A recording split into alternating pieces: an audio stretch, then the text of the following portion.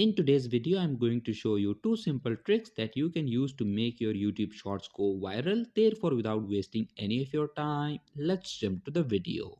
So the first and most important thing to make your YouTube shorts go viral is the timing at which you upload your shorts. You have to understand at which time of the day your audience is most active, and you have to upload your YouTube shorts at the peak times. Let's say if your audience is most active at 3 p.m., then you should upload your YouTube shorts at 3 p.m. Now let's talk about the second and important trick, and that is music. Music in YouTube shorts play an eminent role to make your videos viral.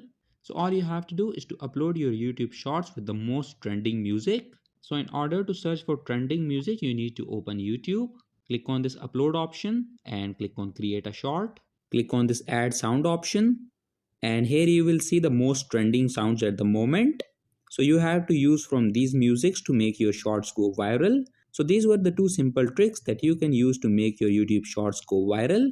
So that was it for this video, and I'll see you guys in the next one. Peace out.